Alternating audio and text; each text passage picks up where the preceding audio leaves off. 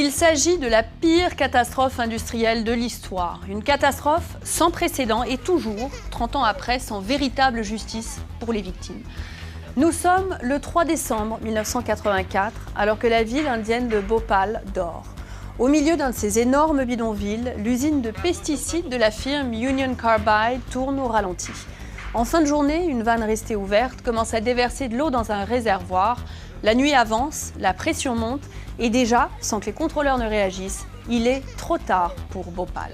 Sur 25 km², un nuage invisible mais meurtrier se répand. Un nuage formé d'un des gaz les plus dangereux de la chimie industrielle. Des centaines de milliers de personnes sont prises au piège. Et cette nuit-là, c'est une ville entière qui suffoque. Officiellement, près de 4000 personnes perdront la vie, mais selon des associations de victimes, le bilan pourrait être beaucoup plus élevé encore. Certaines font état de 25 000 morts et de 300 000 malades. 30 ans après, la ville vit toujours dans l'ombre de la catastrophe et avec ses conséquences. Reportage de Julien Fouché et Hélène Ekman.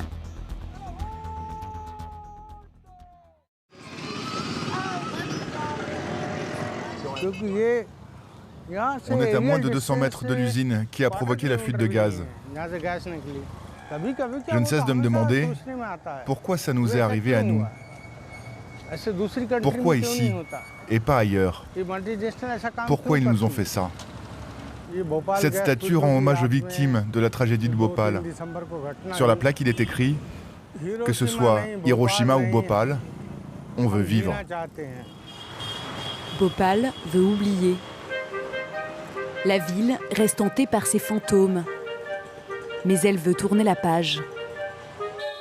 Montrer qu'elle s'est réveillée du cauchemar et qu'elle sourit au monde. « 30 ans après la catastrophe industrielle la plus grave de l'histoire, Bhopal, au centre du pays, est devenue une métropole indienne comme les autres. Les Indiens la surnomment la Cité des lacs. La ville qui brille. Son État, le Madhya Pradesh, abrite les dernières mines de diamants du pays. Bhopal, une ville dans les rails du fabuleux développement économique indien. 1,5 million d'habitants et un tourisme en pleine expansion. Bhopal, c'est, dit-on, l'une des villes les plus agréables du pays.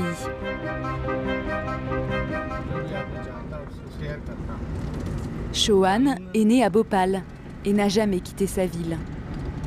Ingénieur dans l'usine qui allait faire de la ville le fleuron de l'industrie chimique et devenir plus tard son pire cauchemar. J'étais ici quand l'usine a ouvert. Et puis, j'y ai vu le pire désastre industriel au monde. Parfois, j'ai juste envie de pleurer. Elle est toujours là, une plaie béante au cœur de Bhopal. L'usine meurtrière fabriquait le C20, un pesticide puissant qui promettait des récoltes abondantes, une révolution verte pour les agriculteurs de la région. Dans la nuit du 2 au 3 décembre 1984, elle tue 2259 personnes et 25 000 autres dans les années qui suivront. Cette nuit-là, il y avait une fuite sur une trappe dans le réservoir 610 qui ne pouvait plus contenir la pression. Les gens en charge du réservoir n'étaient pas correctement formés. Et l'instrument de mesure qui devait indiquer la fuite n'a jamais fonctionné.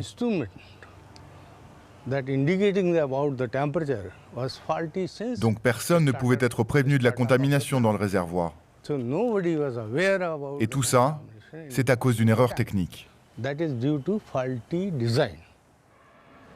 À minuit 30, la valve du réservoir 610 explose. 40 tonnes d'un gaz hautement toxique, l'isocyanate de méthyle, s'échappent portées par les vents. 30 ans après, 450 tonnes de déchets toxiques empoisonnent toujours en silence. Regardez, aujourd'hui encore, vous pouvez voir du mercure pur qui traîne partout au premier étage, au rez-de-chaussée. Dans les tuyaux d'égout, il y a beaucoup de mercure. Et pendant la saison des pluies, il part avec les eaux et pollue tous les sous-sols.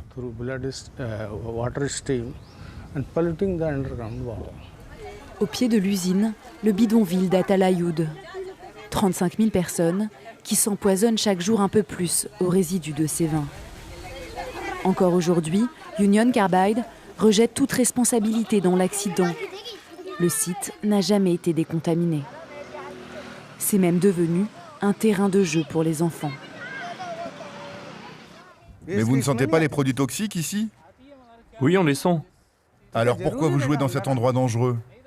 C'est le seul parc près de ma maison. Je vis ici. Tu ne vis pas ici, tu vis derrière le mur. Ici, ce n'est pas un espace de jeu. Il y a 30 ans, je n'étais même pas né. Les gens disent que du gaz est sorti de cette usine, mais nous, on n'en sait rien. Personne ne nous a rien dit. Oui, on est déjà tombé malade, plusieurs fois, même après avoir joué ici. Vous savez, on se sent comme épuisé. Shohan nous emmène là où la compagnie jetait ses déchets toxiques. Un dépotoir aujourd'hui invisible, mais une odeur nauséabonde. Qu'est-ce qu'on sent là? Ça, c'est du benzène hexachloride. Ce n'est pas de la boue en fait, c'est un produit chimique hautement dangereux. C'est mieux de ne pas rester trop longtemps. Pourquoi? Qu'est-ce qu'on risque? Vous allez vous sentir nauséeux et peut-être même vous évanouir.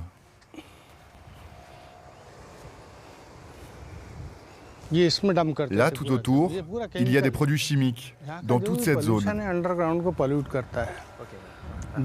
Tous les produits chimiques ici polluent les canalisations d'eau en sous-sol.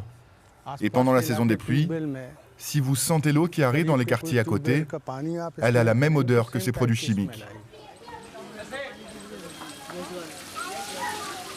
Ici, les habitants du bidonville l'appellent la tueuse. Cette eau dont ils se servent tous les jours. Une eau contaminée qui contiendrait 40 fois plus de produits chimiques que la normale. Le problème, c'est qu'à cause de ces produits chimiques, l'eau qu'on a chez nous dans les maisons est très très mauvaise. Donc tout le monde vient ici pour avoir de l'eau potable. Qu'est-ce qui ne va pas avec l'eau chez vous? Elle est très mauvaise. Des boutons purulents nous poussent sur tout le corps. Donc on ne l'utilise que pour laver les vêtements. Et pour boire, on vient ici. Cette pompe d'eau filtrée et potable, c'est l'unique du quartier. Les habitants ont attendu 27 ans avant que le gouvernement indien n'installe ce système. Depuis, tous les matins, c'est la cohue. Le précieux liquide ne coule qu'une seule heure par jour. Allez, c'est bon. Tu as déjà rempli 3 ou 4 seaux. Laisse-moi en remplir au moins.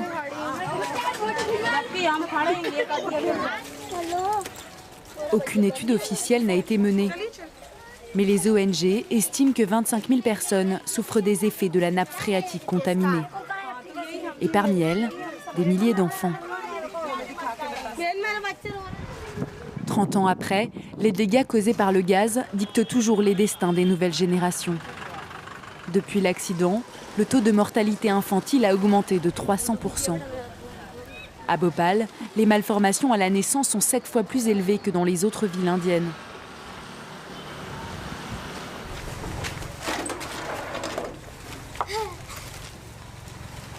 Il est 9h du matin et Zoya, 8 ans, part à l'école.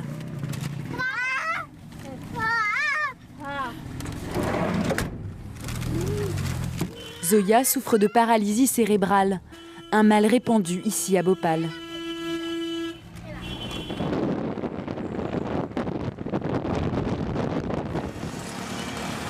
Pour les enfants comme elle et leurs parents, le seul espoir, c'est un établissement en centre-ville.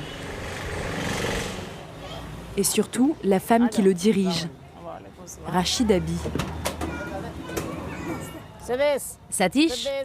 Satish, allez, viens. Satish, regarde-moi. Portez-le à l'intérieur, s'il vous plaît. Rachid Abi a perdu 6 membres de sa famille, tués par le gaz de Union Carbide. Depuis l'accident, elle consacre sa vie à la 2e et à la 3e génération des victimes. Est-ce qu'il peut tenir sa tête droite? Oui. Il peut s'asseoir? Non, il tombe toujours sur le côté.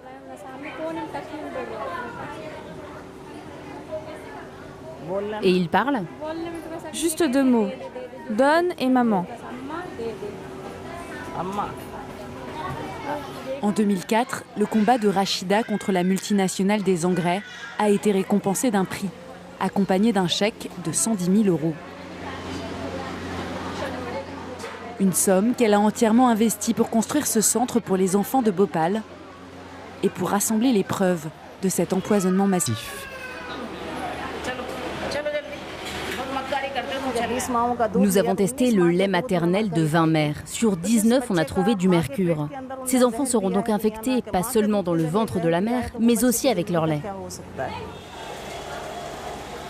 Chaque jour, une centaine d'enfants se rend au centre pour apprendre à marcher, à parler peut-être.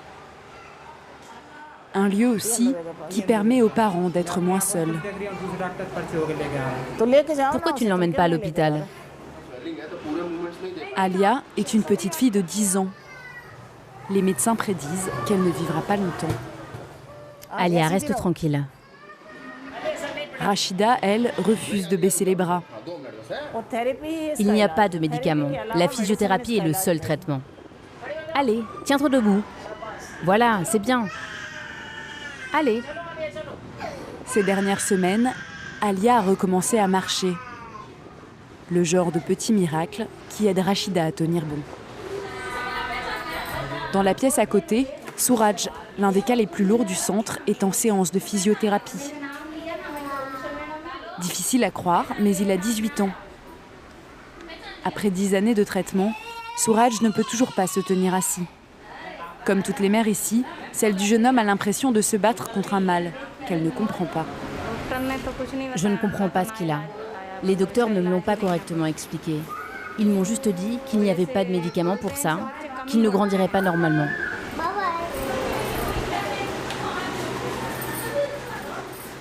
Avec une aide de l'État de 10 € par mois, Kessar n'a pas les moyens d'acheter un fauteuil roulant pour son fils. À l'âge où d'autres passent leur permis, Suraj ne peut se déplacer que dans les bras de sa mère.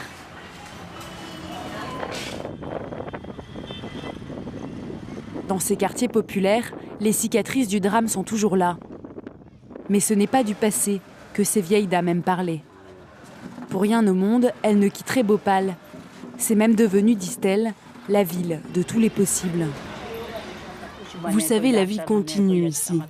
On ne veut plus vivre sans cesse dans le passé. Aujourd'hui, je suis heureuse et je pense à mes petits-enfants. Ils auront un bon travail ici, peut-être même des postes importants. Et elle a raison d'espérer. Bhopal se porte bien. Sa croissance économique à 2 chiffres a fait de son État, le Madhya Pradesh, l'un des plus prospères du pays. Bhopal ne sera plus jamais la ville maudite de l'Inde. Mais Bhopal n'oublie pas pour autant ses martyrs. Avant de nous quitter, Rachida tenait à nous montrer le cimetière musulman de la ville. En 30 ans, c'est la première fois qu'elle se rend là où ont été enterrés les morts de la catastrophe. Elles sont où ? Là-bas, là, de ce côté. Le fossoyeur nous emmène dans un coin isolé du cimetière, tout au bout d'une allée. En fait, elles sont là, toutes ici.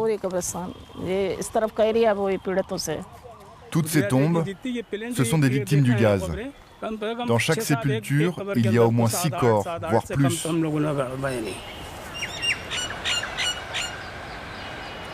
Sous nos yeux, des centaines de pierres tombales, anonymes, comme oubliées de tous.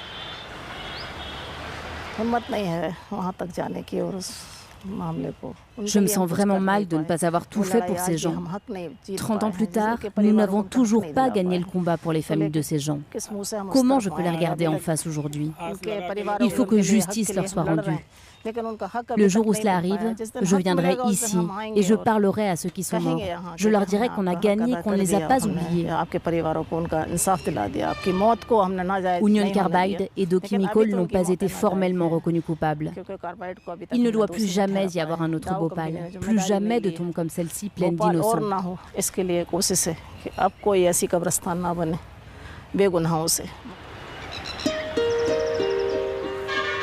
Suite à un jeu complexe de rachat d'actions, et de création de filiales, Union Carbide n'existe plus. Depuis 30 ans, les victimes de Bhopal réclamaient l'extradition de Warren Anderson, PDG de Union Carbide en 1984. Il est mort en septembre dernier. L'Américain ne comparaîtra jamais en justice. Reportage de Julien Fouché et d'Hélène Ekman. On se retrouve très bientôt pour une nouvelle édition de Billets Retour.